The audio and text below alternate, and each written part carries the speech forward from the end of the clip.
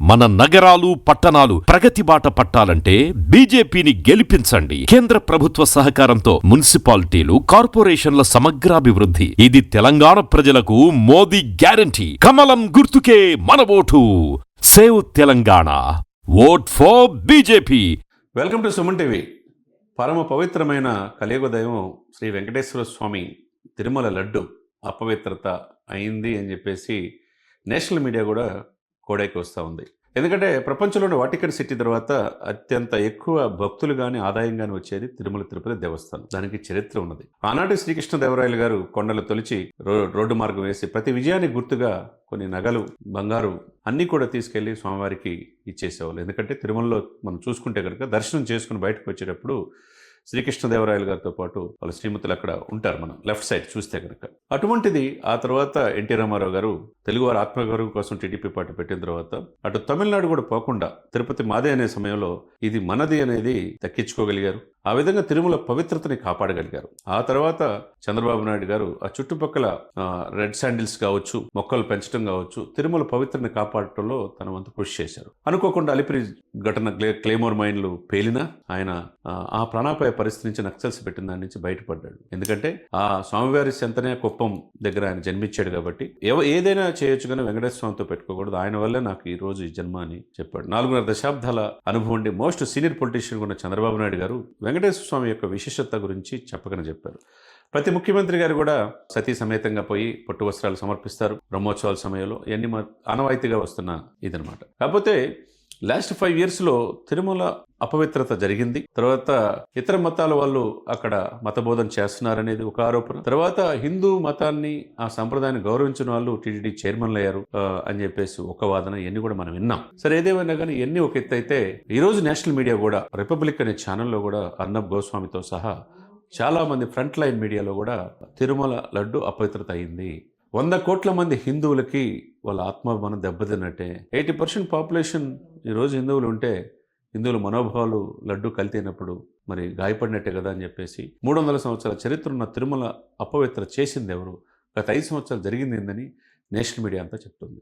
ఒకవైపు సిబిఐ ఆధ్వర్యంలో సిట్టు, తర్వాత రసాయనాలు, పామాయిల్ కావచ్చు, మిగతాది ఇక్కడ జంతు పదార్థాలతో కూడిన రసాయనాలు కల్తీ నెయ్యితో జరిగిందని చెప్పేసి వాళ్ళు చెప్తుంటే సిట్ క్లియర్ చిట్ ఇచ్చింది, మా పేర్లు ఎవరు లేవు అని చెప్పి వీళ్ళు చెప్తున్నారు. ఏదేమైనా కానీ అనిల్ కుమార్ సింఘాల్ గారు గతంలో ఈవోగా పనిచేసిన ఆయన ఇప్పుడు ఆ పదవి నుంచి తప్పించారు. ధర్మారెడ్డి మీద, అనిల్ కుమార్ సింఘాల్ మీద, అప్పుడు చైర్మన్ సుబ్బారెడ్డి గారి మీద, భూమన కరుణాకర్ రెడ్డి మీద, వీళ్ళందరి మీద, అప్పుడు బోర్డు మెంబర్ల మీద ఆరోపణలు వస్తున్నాయి, విచారణ జరుగుతుంది. ఒకవైపు దీన్ని చాలా పెద్ద ఇష్యూ అయిపోయింది ప్రపంచవ్యాప్తంగా. ఏం జరిగింది? ప్రజలే అంటే దేవుడు కలియుగ దైవం వెంకటేశ్వర స్వామి ఎవరితో పెట్టుకున్నా ఆయనతో పెట్టుకోకూడదని చాలా మంది చెప్పే మాట. మరి ఎందుకు నేషనల్ మీడియాలో కూడా ఇంత రచ్చ రేపింది ఈ లడ్డు అపవిత్రత? 236 కోట్ల కుంభకోణం అంటున్నారు, ఇంకో 30 కోట్ల లడ్లు తయారైనవి అంటున్నారు. అసలుకి బోలేబాబా కంపెనీ ఏంది? లడ్డు ఒక నెయ్యి ప్యాకెట్, ఒక నెయ్యి కూడా సరఫరా చేయని కంపెనీలకి ఎలా టెండర్ ఇచ్చారని చెప్పేసి అంటున్నారు. ఏదేమైనా కానీ ఆనాటి చీఫ్ సెక్రటరీ పనిచేసిన ఎల్వి సుబ్రహ్మణ్యం కానించి, ఐవి కృష్ణారావు గారి కానించి చాలా మంది ప్రభుత్వంలో పనిచేసిన అధికారులు, ఐఏఎస్లు కూడా ఒక అపవిత్రత జరిగింది, హిందువుల మనోభావాలు దెబ్బతగిలిందని చెప్పేసి వాళ్ళు చెప్తున్నమాట. ఇంకోవైపు పవన్ కళ్యాణ్ గారు అయితే ఇన్నాళ్ళు మేము ఎందుకులే అని చెప్పేసి బయట పెట్టలేదు, ఇది అన్ని నివేదికల ప్రకారం లడ్డు అపవిత్రమైంది, పామాయిల్తో పాటు జంతు పదార్థాలు, ఆ రసాయనాలు కలిపిన నెయ్యి మాత్రం, నెయ్యిలో నెయ్యి లేదు, మిగతా అన్ని చేసి హిందువుల మనోభావాలను దెబ్బతీశారు. హిందువులు కూడా చైతన్యవంతమైంది, వాడి కర్మ వాడు అనిపిస్తాడని అంటే అది కరెక్ట్ కాదు. మరి 145 కోట్ల మంది జనంలో 80% పాపులేషన్ హిందువులు ఉండి ఇలా జరుగుతున్నప్పుడు అందరూ ప్రశ్నించాల్సిన సమయం ఆసనమైంది అని చెప్పి పవన్ కళ్యాణ్ గారు చెప్తారు. ఇంకోవైపు సాక్షాత్తు చీఫ్ మినిస్టర్ గారే ఇది లడ్డు అపవిత్రమైందని చెప్పారు. 11 రోజులు ప్రాయశ్చిత్త దీక్ష చేసి పవన్ కళ్యాణ్ గారు ప్రపంచవ్యాప్తంగా ఈ ఇష్యూని తెలియజేశారు. ఏదేమైనా వెంకటేశ్వర స్వామి మోస్ట్ పవర్ఫుల్. ప్రపంచవ్యాప్తంగా భక్తులంతా కలిపి కాలినడకన వెళ్తారు. తన బిడ్డలకి భవిష్యత్తు బాగుండాలని, చదువుల్లో పాస్ అవ్వాలని చెప్పి ఉద్యోగాలు వచ్చిన తర్వాత కాలినడకన వెళ్తారు, పెళ్లిళ్ళు అక్కడే చేసుకుంటారు. ఇంత పరమ పవిత్రమైన ప్లేసు ఈ గతంలో ఎన్నడూ లేని విధంగా ఇంత వివాదాస్పదంగా రావటానికి కారణం ఏంటి? ఇది ఆయనే కలియుగదైవం వెంకటేశ్వర స్వామి తీర్పు ఇవ్వాలి. ఎవరైనా ఆయనకు అన్యాయం చేస్తే, ఎందుకంటే ఆయన ప్రసాదాన్ని మహాప్రసాదంలాగా మనం అంతా స్వీకరిస్తాం. అటువంటి లడ్డూలనే అపవిత్ర జరిగినప్పుడు, ఆ కుంభకోణం జరిగినప్పుడు అది తప్పు కదా అనేది అందరూ చెప్తున్నమాట. ఏదేమైనా కానీ తిరుమల తిరుపతి ప్రక్షాళన చేయాల్సిన అవసరం ఉన్నది. అక్కడ గోవుల్ని పెంచాలి, ఆవుల్ని పెంచాలి, దాని ద్వారా మేగడ అక్కడ నెయ్యి వచ్చి స్వచ్ఛమైన నెయ్యిని తయారు చేసి ఆ డైరీలు కూడా పెంపొందించాల్సిన అవసరం ఉంది. ఎక్కడో మిగతా ఛత్తీస్గఢ్లో అసలు బోర్డే లేని బోలేబాబా కంపెనీలకు ఇచ్చే బదులు, టెండర్లు ఇచ్చే బదులు, ఇన్ని ఆరోపణలు ఎదుర్కొనే బదులు స్వయంగా అక్కడే గోశాలలు ఏర్పాటు చేసి స్వచ్ఛమైన నెయ్యిని తయారు చేసుకునే ఆవశ్యకత టీటీడీకి ఉంది.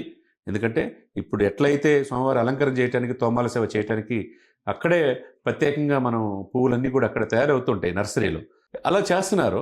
అక్కడ కావాల్సినవి కూడా, ప్రసాదాలకు కావాల్సింది కూడా నెయ్యి కావచ్చు, మిగతా వస్తువులు కూడా అక్కడే పండిస్తా అక్కడే చేసుకోవచ్చు. ఎందుకంటే తిరుమల తిరుపతికి అనేక వేల ఎకరాలు ఉన్నది, డబ్బులు ఉన్నాయి, బ్యాంకుల్లో ఉన్నాయి.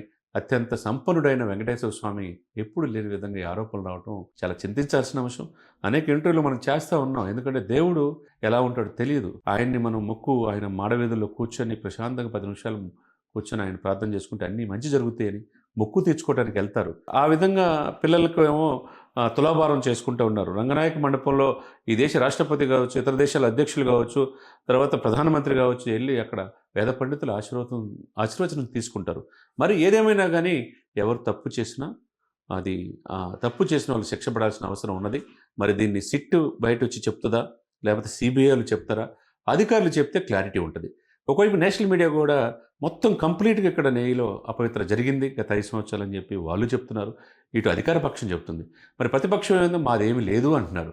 మరి క్లీన్ చిట్ ఎవరికి ఇచ్చినట్టు వీళ్ళే ప్రకటించుకున్నారా? అధికారులు చెప్పాల్సిన అవసరం ఉంది. ఎందుకంటే కేంద్ర ప్రభుత్వం సుప్రీంకోర్టు ఆధ్వర్యంలో సిబిఐ ఏర్పాటు చేశారు, సిబిఐ ఆధ్వర్యంలో సిట్ ఏర్పాటు చేశారు. అధికారులు మొత్తం కూడా 6 మాసాల పాటు కంప్లీట్గా విచారణ చేశారు. కాబట్టి ఆ నివేదికలో ఏముంది, వాస్తవంగా జంతువుల నుంచి తీసిన ఆ కొవ్వు అది తీశారా, లేకపోతే పామాయిల్ కలిపారా, అసలు ఏం జరిగిందనేది ప్రజలకు తెలియాలా. ఎందుకంటే 100 కోట్ల మంది హిందువులకి వాళ్ళ యొక్క ఆత్మాభిమానం దెబ్బతిన్నట్టు. ఆ ప్రసాదం, దేవుని ప్రసాదం అంటే మహా పుణ్యంగా తీసుకునే ఆ ప్రసాదం కూడా కల్తీ జరగడం అనేది ఎవరు ఉపేక్షించలేనిది. ఏదేమైనా కానీ నిత్య అన్నదానం సరిగుండ వెంగమాంబ ఇదిలో లక్షలాది మందికి అన్నదానం చేస్తారు. కాలినడకన వెళ్ళే వాళ్ళు ఉన్నారు. అనేక రకాలుగా ఉన్న ఈ సందర్భంలో తిరుమల తిరుపతి పవిత్రత కాపాడుకోవాల్సిన బాధ్యత మనందరి మీద ఉన్నది. కాబట్టి అటు ప్రధానమంత్రి గారు కూడా దృష్టి పెట్టాలా, ఇటు అధికార పార్టీ వాళ్ళు పెట్టాలా, ప్రతిపక్షాలు పెట్టాలా. ఏదేమైనా కానీ ఈ ధార్మికత, హిందూ ధర్మశాస్త్రాన్ని, అనాదిగా వస్తున్న ఆ యొక్క లెగసీని, మన పవిత్రతని, మన యొక్క సాంప్రదాయాన్ని కాపాడుకోవాల్సిన అవసరం ఉంది. ఏదేమైనా కానీ గోవిందా గోవిందా అని అనుకుంటాం. శ్రీనివాస గోవింద గోవింద, ఆపదముక్కులవాడ, అనాథరక్షక గోవింద అనుకుంటాం. కాబట్టి అపవిత్రత జరగకుండా ఆ పవిత్రతని కాపాడుకోవాల్సిన బాధ్యత ఆ శ్రీనివాసునిది.